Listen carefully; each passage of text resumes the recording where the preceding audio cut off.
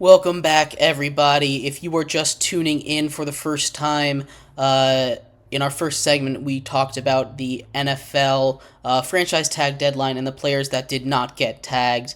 If you want to talk, we talked about the players that did get tagged in yesterday's episode.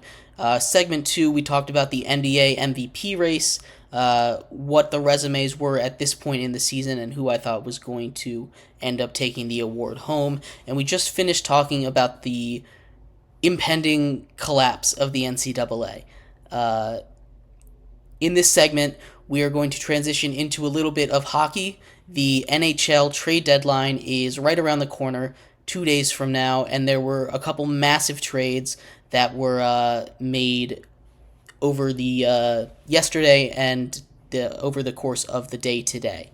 But before we get into those trades and breaking them down, remember, if you would like to be an even bigger part of the show than you already are, all you need to do is go to gsmcpodcast.net, leave a tip or donation. Again, that link is gsmcpodcast.net. Your message will pop up on the bottom of the screen for everyone to see. We'll have a little discussion about what you had to say. We appreciate everything that you do give. Again, that link is gsmcpodcast.net. But like I was saying, we are going to talk about the NHL trade deadline. And I want to start with the trade that happened yesterday, that being the Capitals and Vegas Golden Knights trading for Anthony Mantha. So Anthony Mantha from the Capitals to the Vegas Golden Knights for 2 picks. It was a 2024 second-round pick and a 2026 fourth-round pick.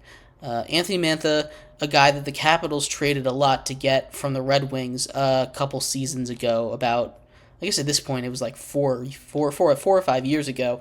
He has been pretty banged up since that trade happened. He hasn't really put a full season together until now. He right now has 20 goals on the year. This is his highest offensive output since the 2019 season. His career high in goals is 25. If he continues this pace, he should be on pace for a career season right now. The last time that he had 20 goals was in 2019, and before that in 2018. And this is his first full year healthy again. He has been a bright spot for that Capitals offense that has struggled since Alex Ovechkin took a big step down this season. So the Vegas Golden Knights getting him for a second and a fourth is a very nice pickup for them. The Golden Knights, who are the defending Stanley Cup champions, are trying to repeat here, adding a little more depth scoring, something that is all too important in the NHL playoffs. You can have the best front line, but they're not on the ice for the entire game. You need depth scoring. You need those guys that can come in at the end of the game, come in against the other team's third line, and give you great minutes, be a threat to score so you're not impotent on offense for half the game. Anthony Mantha is probably going to slot into the second or third line for the Vegas Golden Knights. Again, give them that depth scoring that every team desperately needs this time of year. The other big trade that happened earlier today, Vladimir Tarasenko was traded from the Ottawa Senators to the Florida Panthers. And this is interesting because Vladimir Tarasenko, a little bit older of a player, but he still has a lot of juice left in him. It was, again, 2 picks. It was a 2025 third and a conditional 2024 fourth. The condition on that 2024 fourth round pick is that if the Panthers end up winning the Stanley Cup this year, then that fourth round pick turns into a third round pick. Tarasenko has had a pretty good season for him. He's a little bit older. It's not his career best season, but he's still a really good name. We just talked about depth scoring. He's going to slide in to a pretty stacked Panthers lineup, a Panthers lineup that is one of the best in the entire league, offensively at least. He's going to slide in there. Both of these deals have 50-50 salary retention, so the Caps get 50% of Anthony Mantha, and the Senators are holding on to 50% of Tarasenko's contract. The there's a couple guys that still are on the block. Like I said, there are 1.5 days before the end of the trade deadline.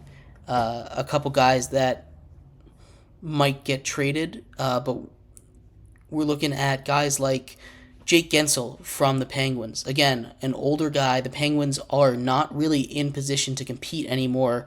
Jake Gensel has been with the Penguins for quite a while. He again, depth scoring everywhere. Him, Tyler Toffoli, Frank Vetrano, all three of those guys offer depth scoring for not a huge price. Now, it's not going to be cheap. We're not going to get these. You're probably going to have to give up a second or third round pick for a lot of these guys. Maybe a second pick later on, like we've been seeing in a lot of these deals. But it's there's a lot of stuff left for the trade deadline to happen. In fact, just about here we go. We just have a new trade that's just coming in. Alex Winberg being traded to the Rangers from the Kraken. He's going to slot in. Again, all of this is depth scoring. These are teams that are gearing up for the playoffs, getting depth scoring. There are two things that are important in hockey playoffs, and that is depth scoring and goaltending. And a lot of these trading for goaltenders is going to take a lot. There's only really one goaltender theoretically on the market, that being Jacob Markstrom of the Flames, but there hasn't been too many talks around him outside of going to the Devils, and the Devils just fired their head coach, so they are not going to be buyers at the deadline. They're definitely going to be sellers there. Tyler Toffoli is one of those guys that they might sell, but the Rangers go and they get a third-line center in Alex Winberg. They desperately needed some center depth. They've got top two centers, but they're not done. The Rangers are close. They have one of the best goalies in the league. Like I said, the recipe for winning a Stanley Cup is goaltending. They've got that. Check mark. Igor Shesterkin is one of the best goalies in the entire world, arguably the best. And then the other is depth scoring, and they're going to go out and they're going to fill that out. They might go out and get Jake Gensel or Frank Vetrano. So they gave up. It wasn't too big of a package for it. Again, it was a 50% retention of the contract for the Kraken. So it's gonna be an interesting stretch. We'll do a whole recap of the entire trade deadline, but there were two breaking trades overnight and today that I thought we should talk about before the trade deadline is over. I'd love to hear some thoughts. There were a couple guys out there that I still expect to be traded. A guy like the Capitals still trading Max Pacioretty. I know he's a little older, but he's had a pretty solid season for them. The asking price isn't going to be that high, and again, depth scoring out there in the playoffs is hugely important. You go and get a veteran who has playoff experience in Max Pacioretty from a team like the Caps, who aren't really competing for a playoff spot. They technically still have a shot, but they're all but out of gas at this point. So trading him to a team like the Toronto Maple Leafs. Excuse me, I couldn't get that out of my brain. Trading him to a team like the Maple Leafs. The Maple Leafs don't have a lot of assets. They do have one of the best players in hockey in Austin Matthews, but they don't have any depth outside of that first line. So I expect them to make a move, not a big one, But to go out and get some guy on an expiring contract that's aging, they can get for cheap to try and make a push in this playoff, because they have to win something soon. They won a playoff series last year, first time in forever. But this Leafs team needs some work. This isn't quite the same Leafs team as before, and you have to keep competing whenever you have a guy like Austin Matthews on your roster, no matter what. But yeah, there's still a day and a half left to go. The trade deadline ends Friday at 3 p.m.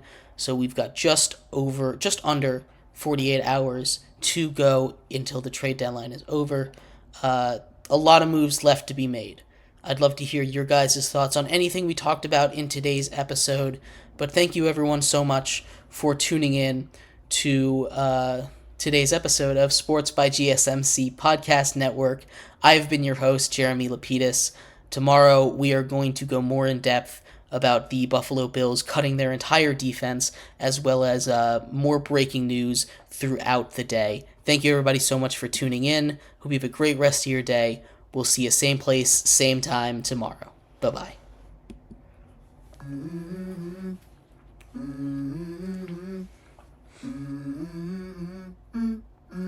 Let's go. I wake up to a little bit of drool on my pillow, feel like it's gonna be a bad day.